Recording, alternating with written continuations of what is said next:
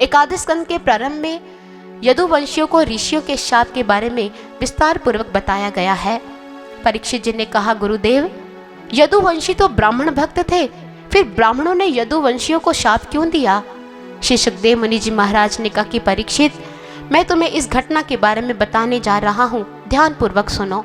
उन्होंने कहा कि एक बार पिंडारक क्षेत्र में कुछ साधु विश्राम कर रहे थे और इधर यादव कुमारों ने सांब को गर्भिणी नारी का वेश पहनाया और गर्भिणी नारी का रूप धारण कर सांब कुछ यादव कुमारों के साथ ऋषि कुमारों के समक्ष गया और सभी ने कहा, आप बहुत पहुंचे हुए महात्मा हैं, आप बहुत पहुंचे हुए ब्राह्मण समाज हैं, इसलिए आप हमें यह बताइए कि इस गर्भिणी नारी को पुत्र होगा या पुत्री?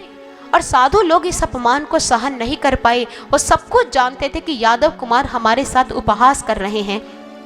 और एक ऋषि कुमार ने क्रोधावस्था में आकर कहा कि ये गर्भिणी नारी एक ऐसे मूसल को जन्म देगी जो तुम्हारे कुल के नाश का कारण बनेगा और हमारा ये शाप अटल है, इसे कोई टाल नहीं पाएगा। इस शाप के मिलने की देरी थी कि सारे यादव कुमार भयभीत हो गए और सामने नारी का वेश उतारा और अपने सामान्य वेश में आ गए और सभी इतने भयभीत थे कि सभी ने मिलकर उस मूसल का चूरा बनाया और समुद्र में फेंक दिया। और जब उस चूरे को समुद्र में फेंक दिया गया तो समुद्र की लहरों के द्वारा वो चूरा समुद्र के किनारे जा लगा और एरक के रूप में उग आया।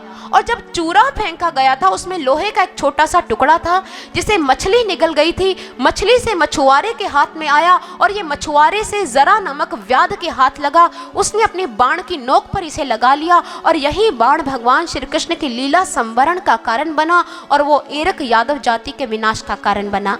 इधर द्वारिका नगरी में कुछ अपशकुन नजर आने लगे और द्वारिका नगरी के कुछ वृद्ध लोग भगवान श्री कृष्ण के पास आए और उन्होंने कहा कि प्रभु, आप तो जानते हैं कि चारों तरफ अपशकुन ही हो रहे हैं, आप हमारा मार्गदर्शन कीजिए। भगवान ने उनको कहा कि आप जानते हैं कि ब्राह्मणों के शाप को टालना असंभव है।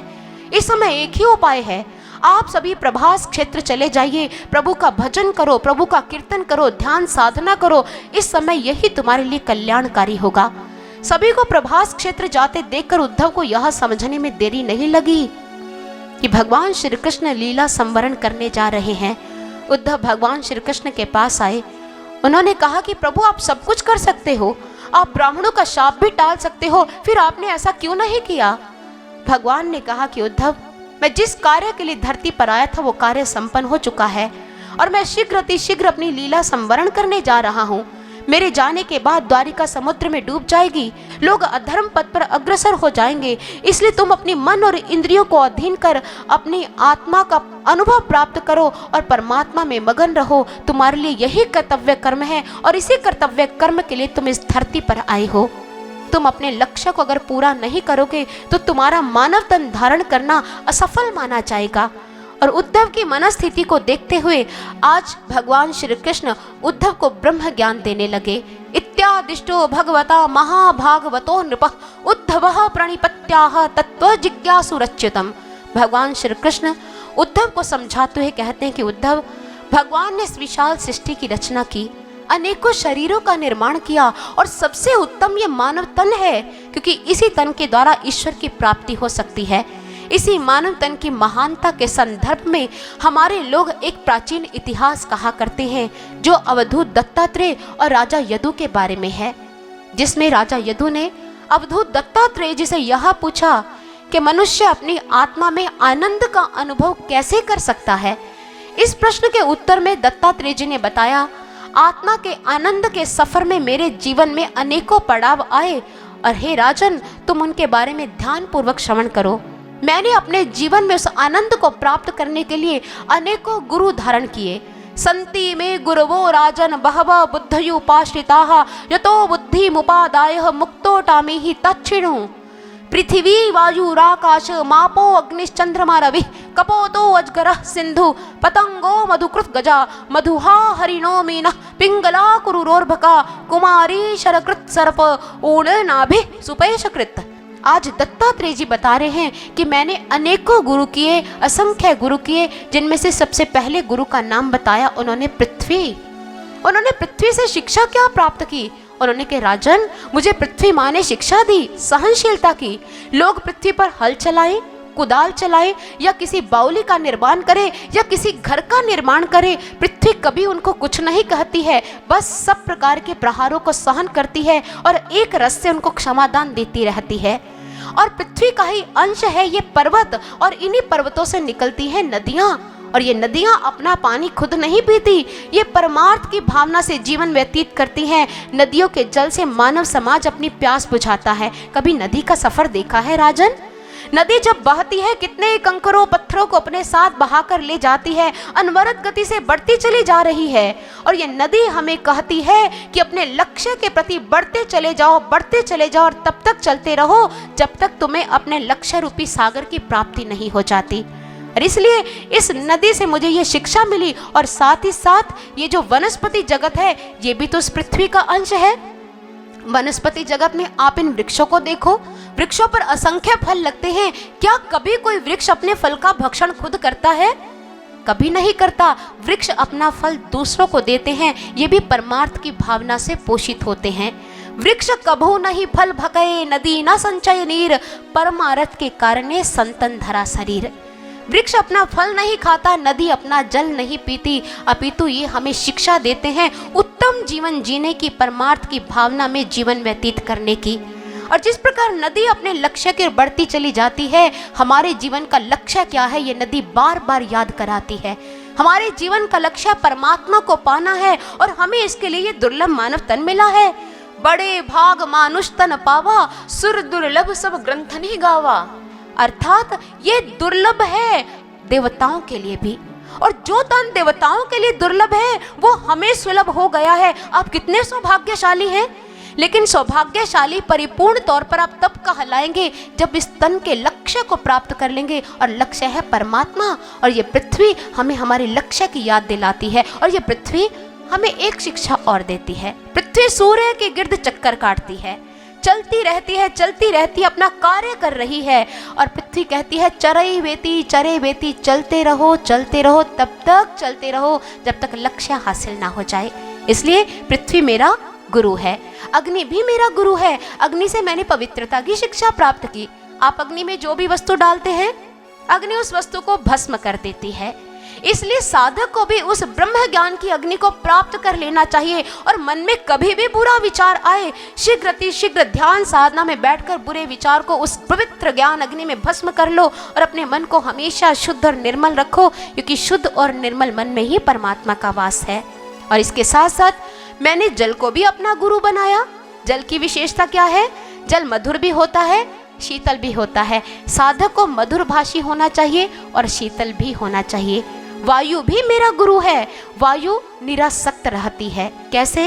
वो दुर्गंधित क्षेत्र से गुजरे या सुगंधित क्षेत्र से गुजरे, वो कभी भी उस गंध को अपने भीतर समाहित नहीं करेगी, वो वही का वही छोड़ देगी, लेकिन चलती रहेगी। जैसे एक जाल है, वायु के द्वारा उड़ता है, लेकिन वायु के द्वारा जाल उड़ता जरूर है, वायु जाल में बद्ध नहीं होती, वो जाल से मुक्त रहती है।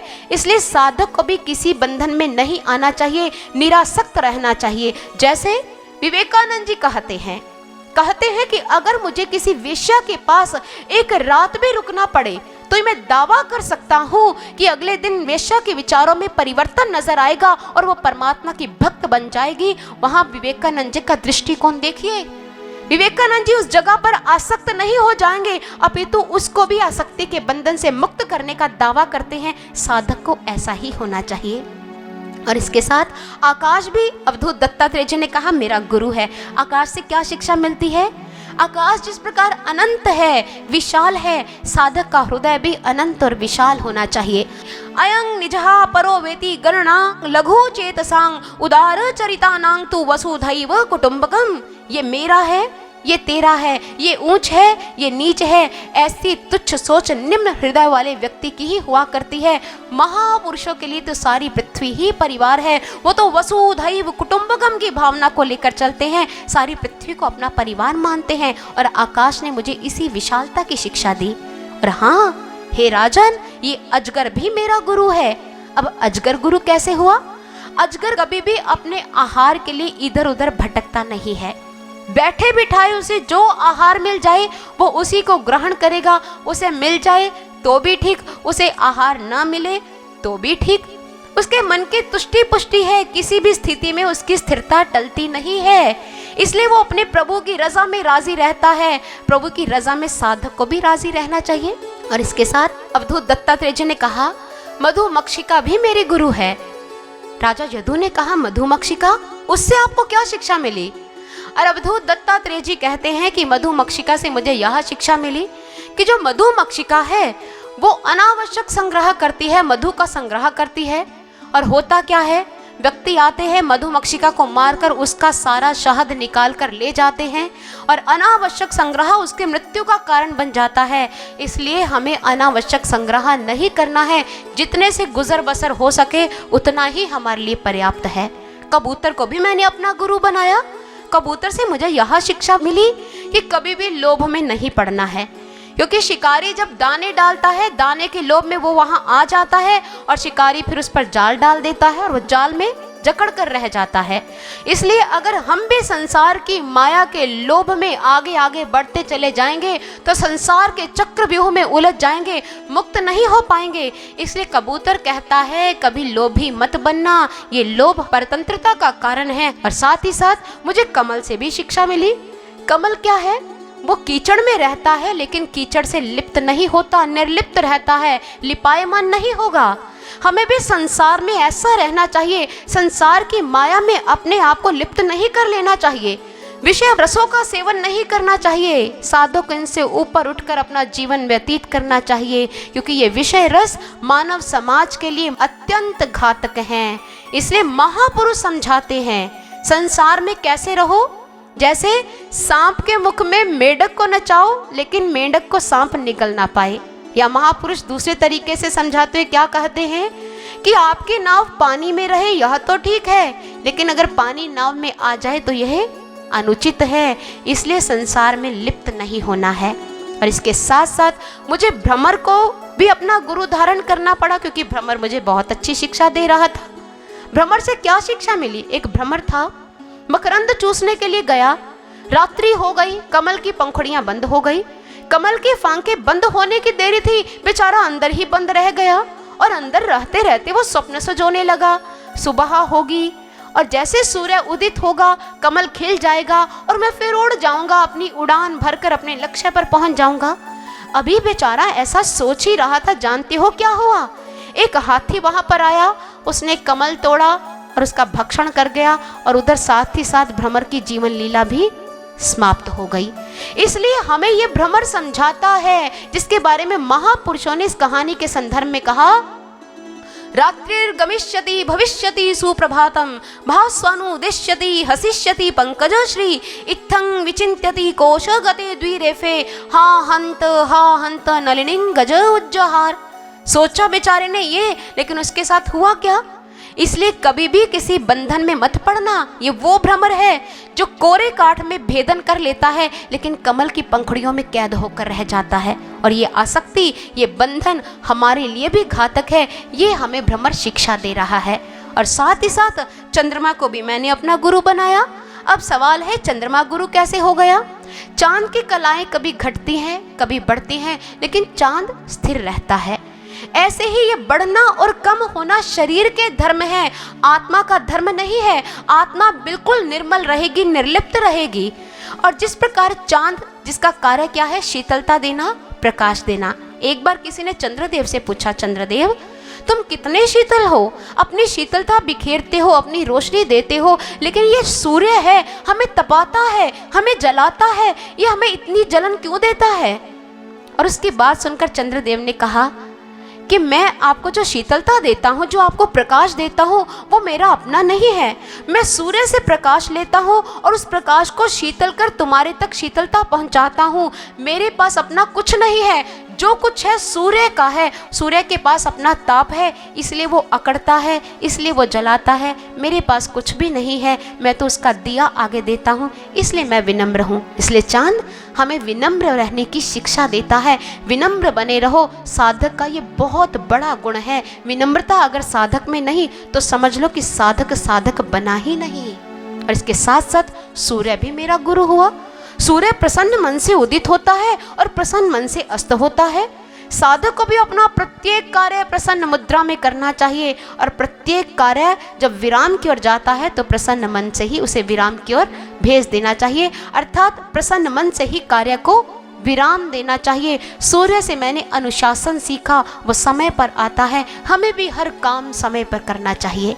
और यहाँ पर धान कूटने वाली बाला मैंने देखी और राजन उसको भी मैंने अपना गुरु बना लिया। अब आप कहोगे वो गुरु कैसे हुई? उन्होंने कहा कि राजन, वो धान कूटने वाली जो बाला थी उसके घर जब अतिथि आए तो वो उनके लिए धान कूट रही थी। धान कूटने से उसकी चूड़ियां आपस में खनखनाने लगी और उसको लगा मेरे घर में आए हुए अतिथियों को किसी प्रकार का कष्ट ना हो। उसने सारी चूड़ियां उतार दी, अपने दोनों हाथ में एक एक चूड़ी रहने दी। बस ये बात मेरे दिल को छू गई। आज के बाद मैं भी इन चूड़ी रूपी विचारों को अपने जीवन से सदा के लिए खत्म कर दूंगा। मैं अपने मन की सारी खटपट मिटा दूंगा। मात्र एक चूड़ी अर्थात एक अपने गुरु का, अपने एक परमात्मा का ही ध्यान धरा करूंगा। और यही मुझे धान कूटने वाली बाला ने शिक्षा दी। और साथ ही साथ बाण बनाने वाला लोहार भी मेरा गुरु हुआ। वो कैसे हुआ? वो इस प्रकार कि एक लोहार था, वो बाण बना रहा था और उसके कार्य में इतनी तन्मयता थी कि राजा की सवारी जो बड़ी धूमधाम से निकल रही थी उसके आगे से निकल गई। बाण बनाने वाले को कुछ पता नहीं चला। उससे किसी ने पूछा कि राजा की सवारी क्या यहाँ से गई है? उसने कहा भाई मुझे नहीं पता, मैं तो अपना काम कर रहा था। बस ये बात मेरे दिल को लग गई कि अगर बाहरी सांसारिक कार्य में इतनी तन्मयता की जरूरत है तो आध्यात्मिक क्षेत्र में इतनी तन्मयता क्यों नहीं चाहिए? हमें भी मात्र अपने कार्य से प्रयोजन रखना चाहिए। हमारा कार्य मात्र परम प्रभु का प्रेम प्राप्त करना है, उसकी प्रसन्नता को हासिल करना है। हमें किसी से क्या लेना? हमारा लक्ष्य, हमारा कार्य मात्र प्रभु ही होना चाहिए। और इस प्रकार दत्तात्रेय जी ने अपने 24 गुरुओं के बारे में उनको बताया। लेकिन दत्तात्रेय जी ने जितने ये गुरु किए ये सारे शिक्षा गुरु थे जो अच्छी शिक्षा देते थे। जैसे सुकरात से किसी ने पूछा आपका गुरु कौन है? सुकरात ने कहा दुनिया में जितने भी गलत काम करने वाले लोग हैं वो सारे मेरे गुरु हैं। लोगों ने कहा ये कैसी बात कर रहे हैं आप? उन्होंने कहा मैं सही कह रहा हूँ। इन गलत काम करने वाले लोगों से मैंने यह सीखा कि मैं ऐसे गलत काम ना करूं, नहीं तो लोग मुझे इन लोगों की श्रेणी में ले लेंगे। इसलिए इनको मैंने गुरु बनाया और गलत काम न करने की शिक्षा ली।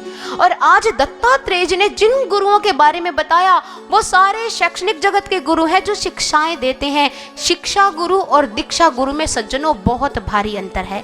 शिक्षा गुरु शिक्षा देता है, जैसे बुरा काम मत करो, चोरी मत करो, बेटा सच बोलो, बेटा झूठ नहीं बोलना चाहिए। ऐसी शिक्षाएं हमारे माता पिता ने भी दी, हमारे बुजुर्गों ने भी दी, हमारे वृद्ध पुरुषों ने भी दी। हमें शुरू से ही अच्छी शिक्षाएं मिलती आ रही हैं। किसी भी बच्चे के माता पिता ऐसे नहीं हैं जो बच्चों को अच्छी शिक्षा न देते हो। लेकिन एक सवाल पैदा हो रहा है, क्योंकि ये प्रश्न एक लंबे समय से अधर में झूल रहा है, जो आपके समक्ष रखना चाहती हूँ। अगर प्रत्येक माता पिता अपने बच्चे को अच्छी शिक्षा देते हैं तो फिर समाज में अनाचार क्यों? फिर समाज में पापाचार क्यों? समाज में भ्रष्टाचार क्यों? इतनी अनैतिकता क्यों? कारण क्या है? क्योंकि वो शिक्षाएं जीवन में हृदयस्थ नहीं हो पाई। मात्र कोरी शिक्षाओं से जीवन नहीं बदलता सज्जनों। शिक्षा के साथ साथ दीक्षा का प्रावधान होना बहुत जरूरी है। जैसे अर्जुन शिक्षित था और अर्जुन युद्ध भूमि में खड़ा है और धर्म की स्थापना का समय अत्यंत समीप है, और अर्जुन युद्ध न करने का संकल्प लेने लगा, मोह से ग्रसित हो गया और उसने कहा मैं युद्ध नहीं करूंगा, पलायन करने लग गया। उसकी शिक्षा उस समय काम नहीं आ रही थी कि प्रभु ने मुझे एक महान कार्य दिया है, मैं धर्म की स्थापना के लिए प्रभु का साथ देने जा रहा हूँ। शिक्षा ने क्या उसे ये प्रेरित किया कि चल युद्ध कर? भगवान श्री कृष्ण को दीक्षा देनी पड़ी, ब्रह्म ज्ञान देना पड़ा।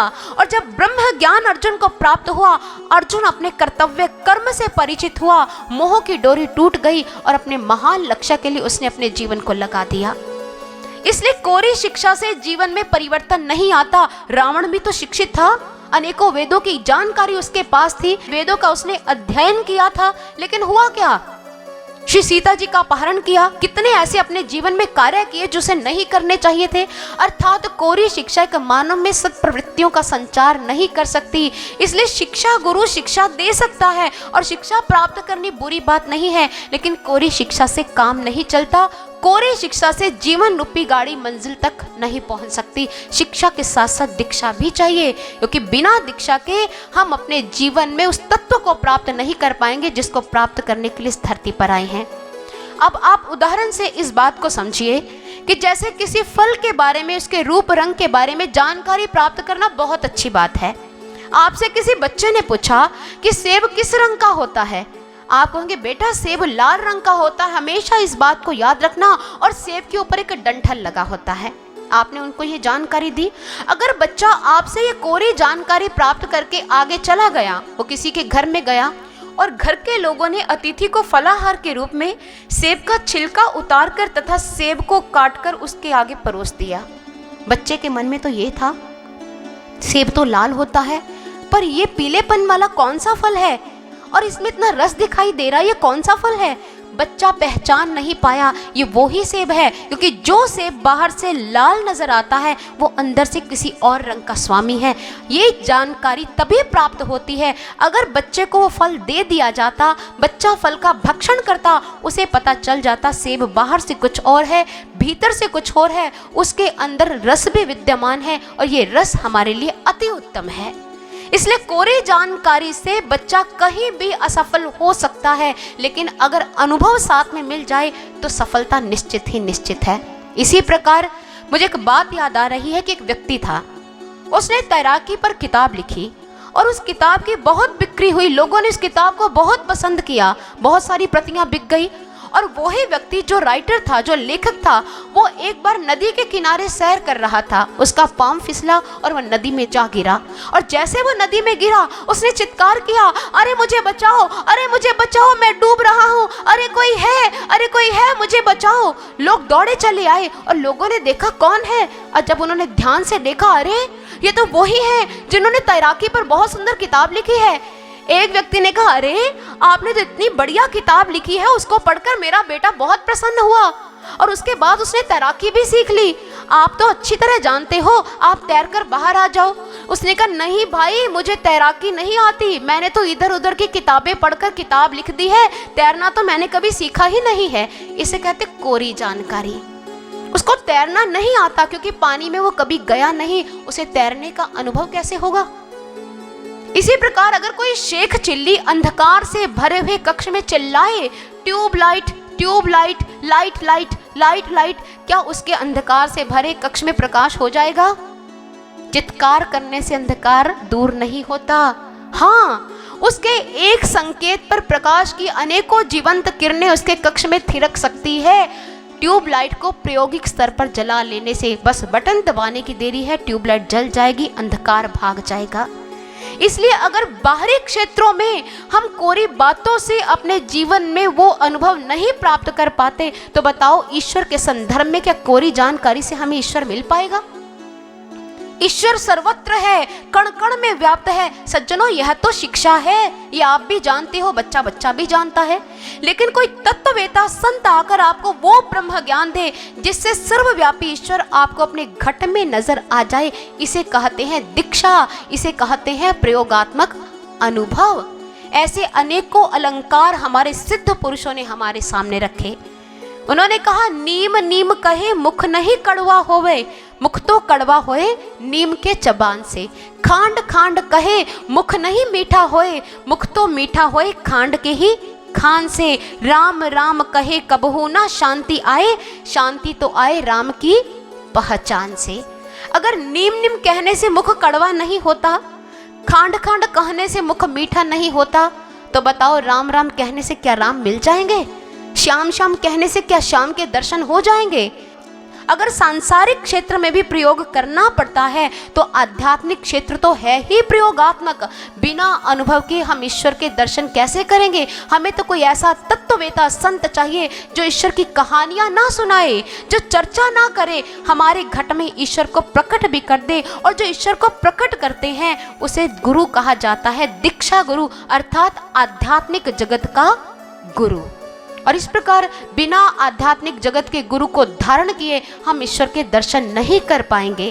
और आज दत्तात्रेय जी कहते हैं कि हे राजन, मैंने ये जो 24 गुरु तुम्हें बताए ये शिक्षा गुरु थे, लेकिन ये मानव तन अपने आप में बहुत बड़ा गुरु है, वो कैसे?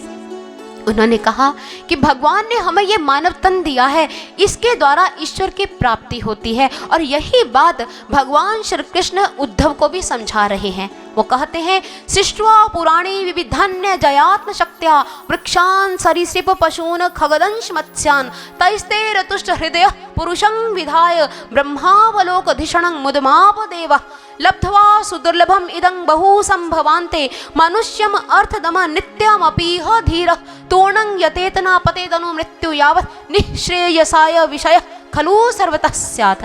अर्थात भगवान ने अनेकों योनियों का निर्माण किया, वृक्ष बनाए, पेड़ बनाए, पहाड़ बनाए, जीव जंतु बनाए, कितनी ही योनियां बनाई, लेकिन सबसे उत्तम ये मानव तन है, ये मानव शरीर जिसके द्वारा ईश्वर की प्राप्ति होती है। लेकिन ये क्षण भंगुर है, पानी के बुदबुदे की मानिंद है। पानी केरा बुदबुदा अस मानुष की जात देखत ही खिर जाएगा ज्यों तारा प्रभात। अर्थात ये पानी के बुदबुदे की मानिंद है। जिस प्रकार पानी के बुलबुले का अस्तित्व नहीं होता, न जाने कब नष्ट हो जाए, ऐसे ही ये शरीर है, न जाने कब छिन जाए।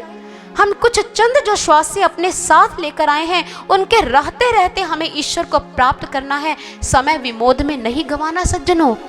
इसलिए समय के रहते रहते हम इस शरीर के द्वारा ईश्वर को प्राप्त कर ले, क्योंकि मृत्यु इसके पीछे पड़ी ही रहती है। इससे पहले मृत्यु इसे अपना शिकार बना ले, हमें अपने लक्ष्य को प्राप्त करना है। इसलिए किसी कवि ने कहा, जीवन तो 4 घड़ी है, मंजिल भी दूर खड़ी है, अच्छे तू कर्म कमा ले, श्वास से मजबूर बड़ी है, श्वास से मजबूर बड़ी है। आइए इन्हीं भावों को एक भजन के द्वारा हम श्रवण करते हैं। जीवन 2-4 घड़ी है, मंजिल भी दूर खड़ी है। जीवन 2-4 घड़ी है, मंजिल भी दूर खड़ी है, अच्छे तो कर्म कमा ले, सांसें मजबूर बड़ी है। जीवन के रहते प्रभु का निधार करे, उसी की भक्ति में जीवन निसार करे, उसी की भक्ति में जीवन निसार करे।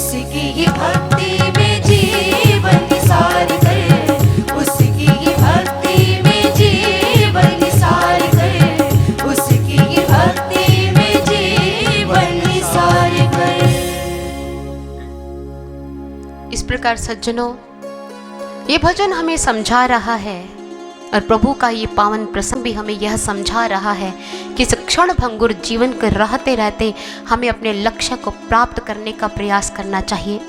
ये सांसारिक भोग तो हमें हमारे कर्मों के आधार पर मिल ही जाने हैं, इसलिए अगर प्रयास करना है तो प्रभु प्राप्ति के लिए करो, नहीं तो हम इस मानव तन को प्राप्त करके भी इस तन की प्राप्ति को सार्थक नहीं कर पाएंगे। मुझे एक बात याद आ रही है कि एक व्यक्ति था, उसको किसी व्यापारिक कार्य से लंदन जाना था। एयरपोर्ट पे पहुंचा तो उसे वहां जाकर पता चला कि फ्लाइट 1 घंटा लेट है।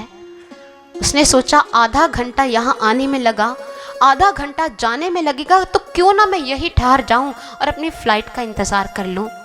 वो व्यक्ति जब वहां पर टहल रहा था तो उसे वहां पर एक मशीन दिखाई दी जिस पर लिखा था, इसमें एक सिक्का डालिए और अपना भविष्य जानिए। व्यक्ति बड़ा हैरान हुआ, आश्चर्यचकित हो गया। अच्छा, मशीन भविष्य बता सकती है तो जरूर जानना चाहिए। उसने मशीन में एक सिक्का डाल दिया और मशीन में से एक पर्ची बाहर आई।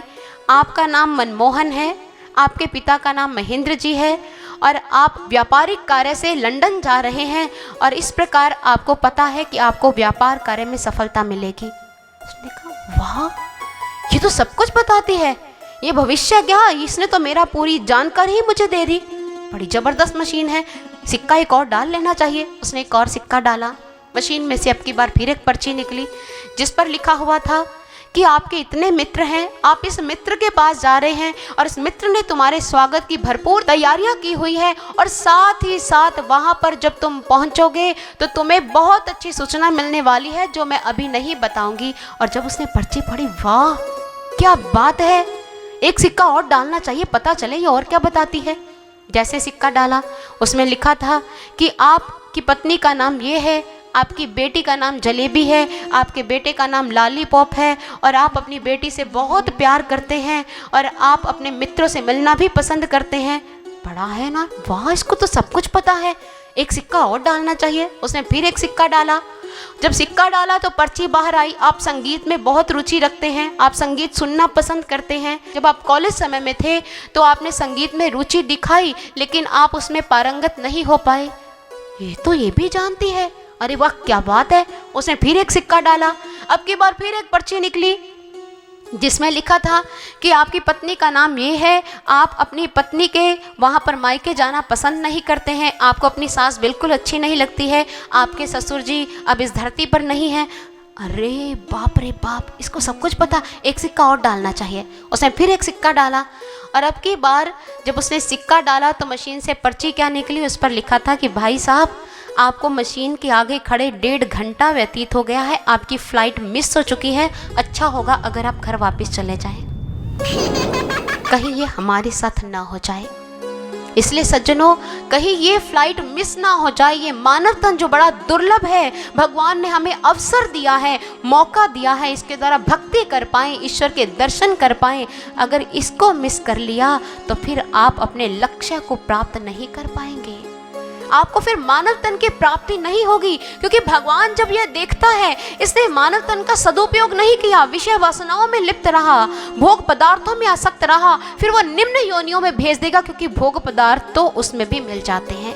इसलिए ऐसी योनियों को हम न प्राप्त करें, क्योंकि इन्हीं योनियों से हम सफर तय करके आए हैं। भगवान ने हमें तन दिया है, हम इसे सफल कर पाएं। परमात्मा के श्री चरणों में बैठकर ऐसी प्रार्थना करो कि हमारे जीवन में एक तत्ववेता संत भेज जो हमें ईश्वर के दर्शन करवा पाए। क्योंकि शंकराचार्य जी कहते हैं, श्रोत्रियो वृजिनो काम हतो यो ब्रह्म वित्तमः ब्रह्मण्यो परतः शांतो निरिंधिनः इवानलः।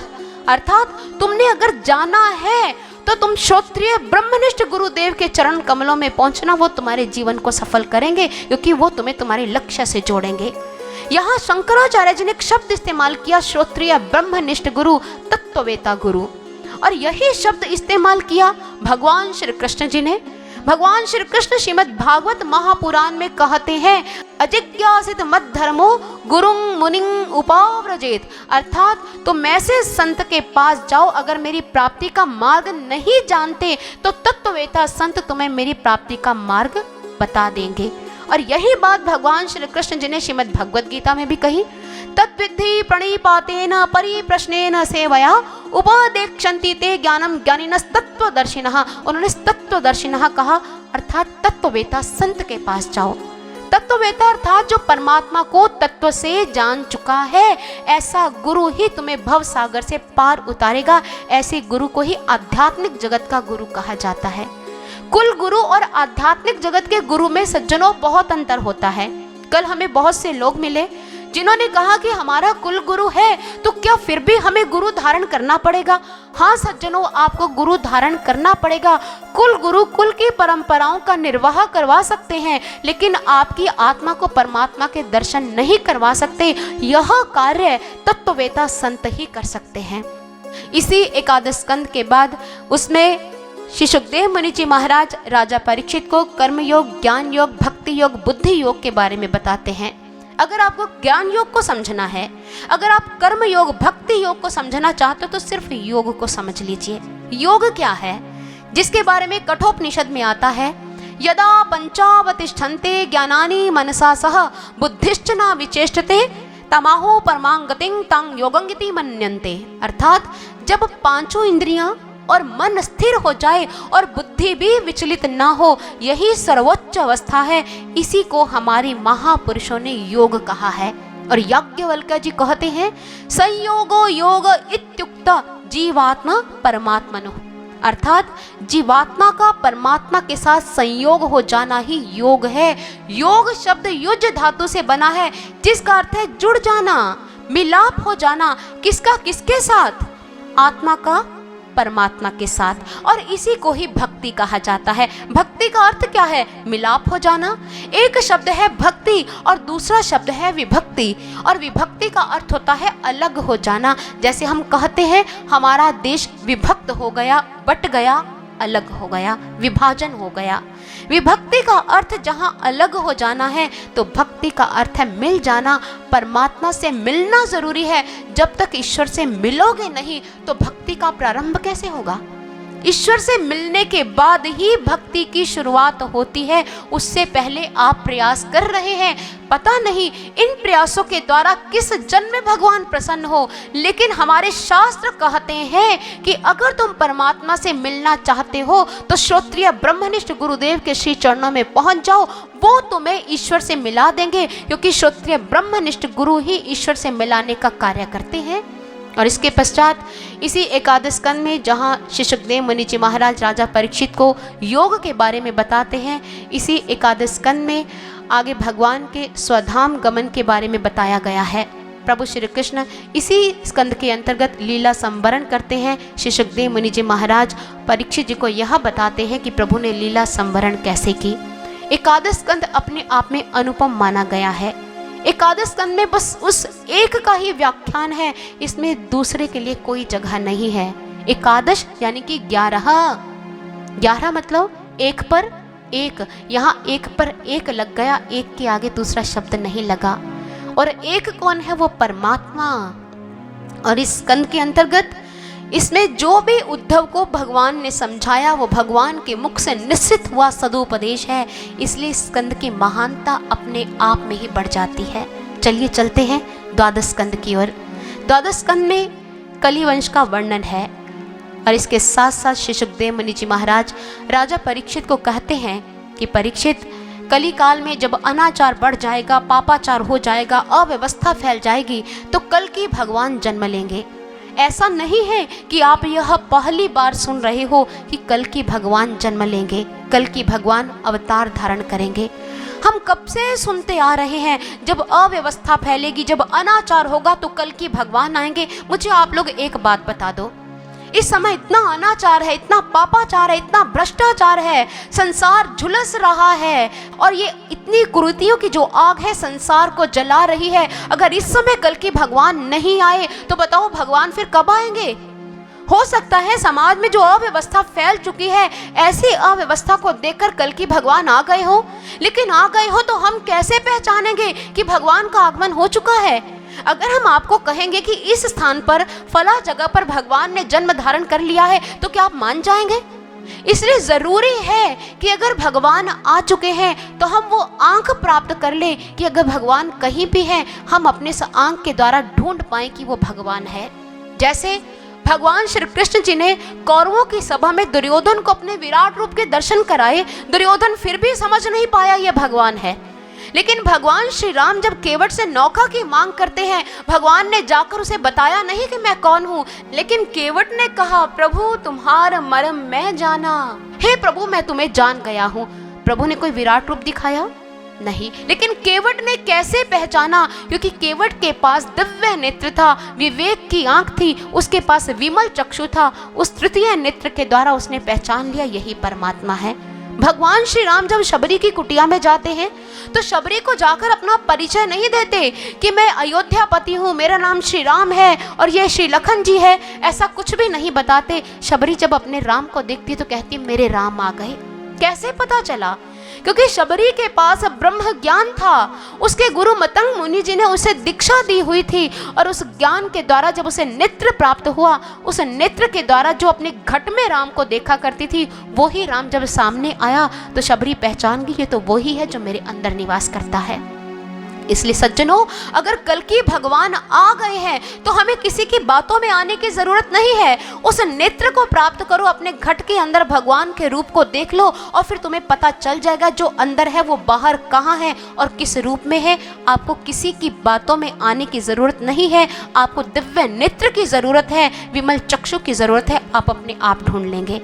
और इसलिए इसी द्वादश स्कंध के अंतर्गत श्री सुखदेव मुनि जी महाराज राजा परीक्षित को कहते हैं कि परीक्षित सावधान हो जाओ, तुम्हारा अंत समीप आ रहा है, लेकिन मैं तुम्हारी मृत्यु को सुधारने का संकल्प ले चुका हूँ। अब मैं तुझे ब्रह्म ज्ञान देने जा रहा हूँ।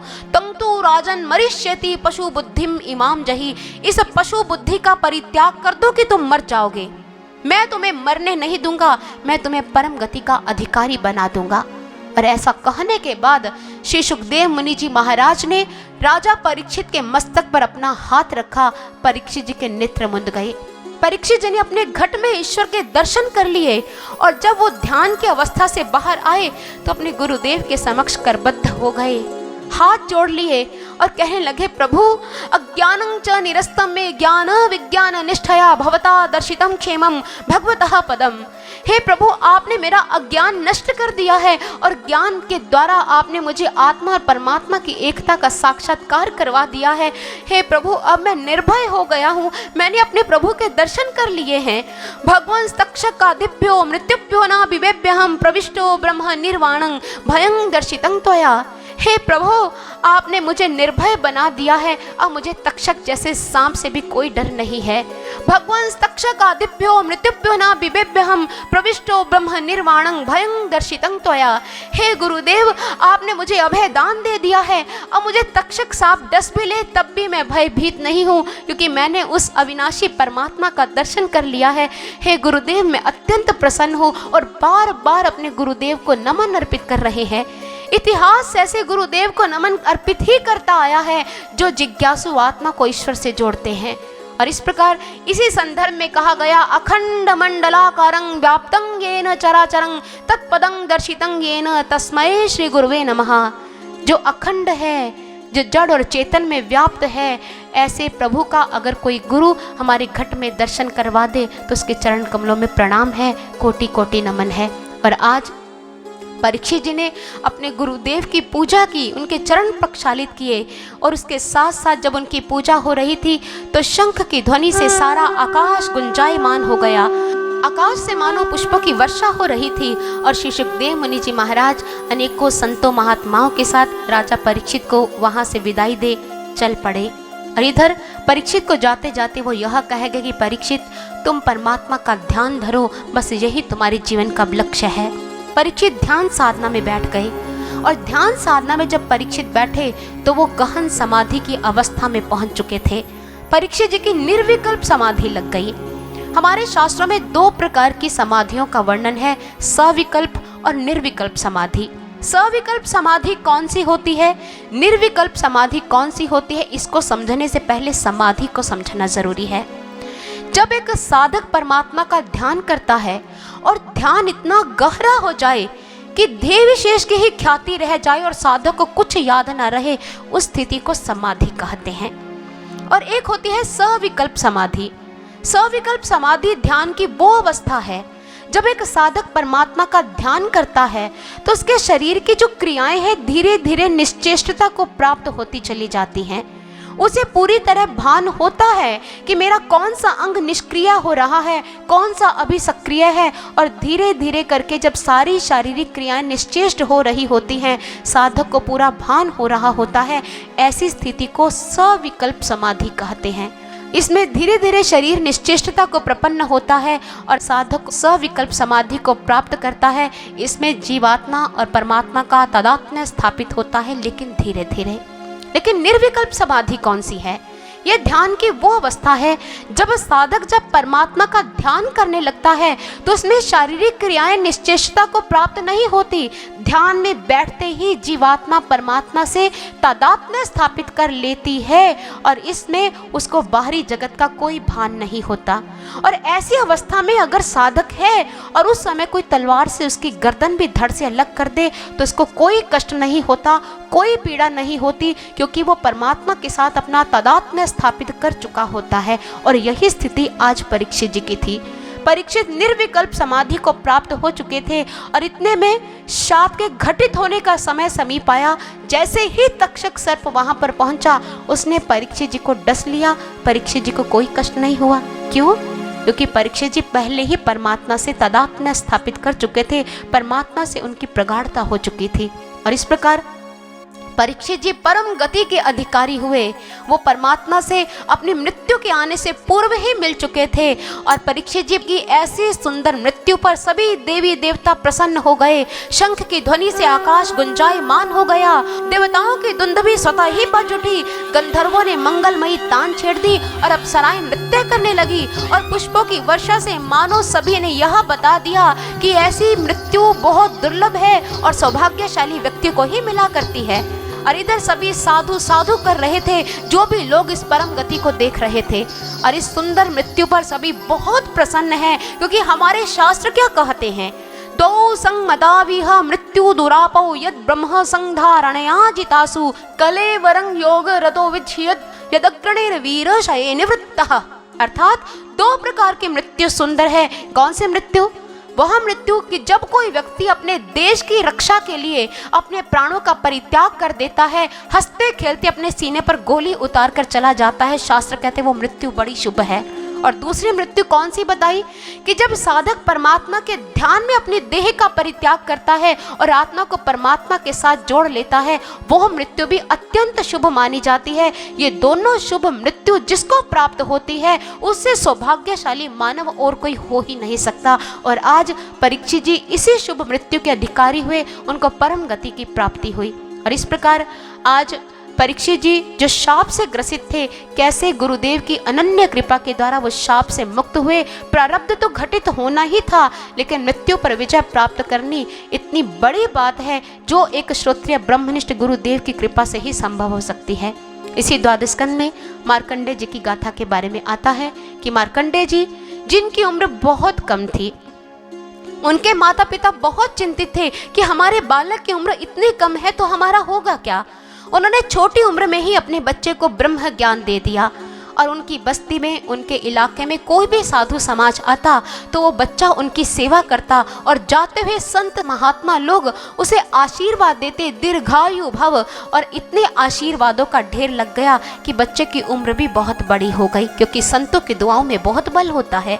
यूँ तो मार्कंडेय जी भगवान शिव के भक्त थे और उन्होंने भगवान शिव की कृपा से भगवान की माया और भगवान के दर्शन किए थे, लेकिन आज उस ब्रह्म ज्ञान को प्राप्त कर सुंदर संस्कारों से सुसज्जित हो संतों महात्माओं की सेवा कर उन्होंने वो आशीर्वाद प्राप्त किया कि लंबी उम्र के स्वामी हो गए। और इधर बहुत सारे लोग परम पूजनीय गुरुदेव सर्वश्री आशुतोष महाराज जी से अक्सर एक प्रश्न पूछते हैं।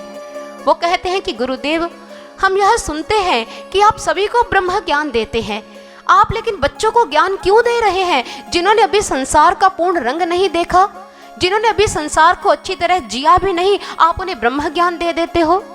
गुरु महाराज जी इस प्रश्न के उत्तर में कहते हैं, स्व कार्यम अद्य कुर्वीत पूर्वाणे चापराणिकम न ही प्रतीक्षते मृत्यु कृतं वास्य न वा कृतम। जिस कार्य को आपने कल करना है उसे आज ही कर लो, जिसको आज करना है उसे अभी कर लो, क्योंकि मृत्यु इस बात की प्रतीक्षा नहीं करती कि तुमने काम पूरा किया है या नहीं। इसलिए मृत्यु पल प्रतिपल किसी ना किसी को अपना ग्रास बना रही है। बच्चे भी मर रहे हैं, युवक भी मर रहे हैं, वृद्ध भी मर रहे हैं। उम्र का कोई भरोसा नहीं।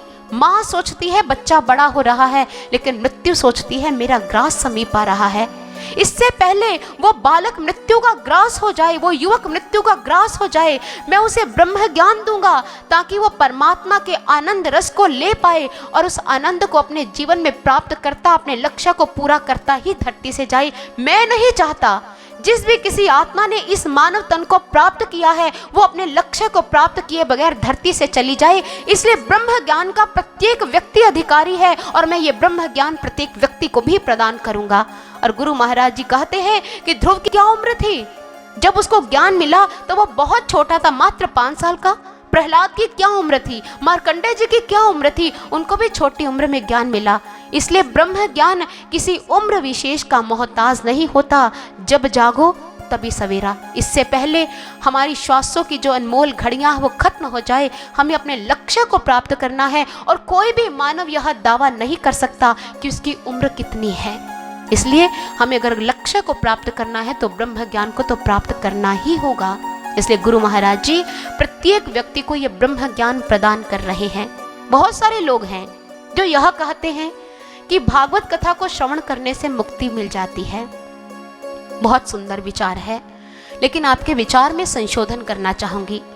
सज्जनों, भागवत कथा को सुनने से मुक्ति नहीं मिलती, क्योंकि सुनना पर्याप्त नहीं है। सुनने से भी आगे एक और कदम है, वो है मनन करना। और मनन करने के बाद जिस ज्ञान की चर्चा भागवत महापुराण में भगवान ने की है, जब मानव उसे प्राप्त कर लेता है और उस मार्ग पर चलता है, फिर वो मुक्ति का अधिकारी होता है। सुनना अच्छा है, लेकिन सुनना सीढ़ी का मात्र एक सोपान है। सीढ़ी का एक अन्य सोपान भी है। अगर आप उस पर नहीं चढ़ोगे तो छत तक कैसे पहुंचोगे। इसलिए भागवत कथा के अंतर्गत जिस ज्ञान की चर्चा भगवान श्री कृष्ण ने उद्धव के समक्ष की, जिस ज्ञान की चर्चा देवर्षि नारद जी ने ध्रुव के समक्ष की, या जिस ज्ञान की चर्चा प्रहलाद के समक्ष हुई, या जिस ज्ञान की चर्चा कपिल भगवान ने अपनी माँ के समक्ष की, उस ज्ञान को प्राप्त करके ही वो मोक्ष के अधिकारी हुए। अगर तुम मुक्ति का मार्ग चाहते हो, भक्ति का सनातन मार्ग चाहते हो, तो तुम्हें ज्ञान को प्राप्त करना ही होगा। बिना ज्ञान के मुक्ति नहीं मिल सकती। जैसे आप रुग्ण हैं, आप किसी वैद्य के समीप गए, अपनी व्यथा के बारे में उसको बताया, वैद्य आपको औषधि के बारे में बताता है कि इस औषधि का सेवन करो, तुम्हें रोग से मुक्ति मिल जाएगी। अगर आप मात्र औषधि की महानता सुनकर आ जाएं, औषधि की चर्चा सुनकर आ जाएं, तो क्या आपको रोग से मुक्ति मिल जाएगी? नहीं, उस औषधि का आपको सेवन करना पड़ेगा, तभी जाकर आप रोग से मुक्त हो पाएंगे, अन्यथा आप रोग से मुक्त नहीं हो पाएंगे। इसलिए अगर रोग के निवारण के लिए औषधि अनिवार्य है, इसी प्रकार ये जो आत्मा जन्मों जन्मों से परमात्मा से अलग है, ये जो वियोग की पीड़ा है, अगर इस पीड़ा को समाप्त करना है तो इसे भी औषधि चाहिए। वो औषधि है ब्रह्म ज्ञान की औषधि, जो समस्त ग्रंथों का आधार है। और ये ज्ञान यज्ञ जिसका आनंद ले रहे हैं और जिस ज्ञान यज्ञ के अंतर्गत आप प्रभु की कथा सुन रहे हैं, अब ये समापन की ओर बढ़ रहा है। और कथा के शुभारंभ में प्रभु की स्तुति के साथ ही हमने कथा शुरू की थी और विराम भी हम प्रभु की स्तुति के साथ ही देंगे। आइए सभी मिलकर नेत्र मूंद कर हम प्रभु के श्री चरणों में श्रद्धा के पुष्प अर्पित करें।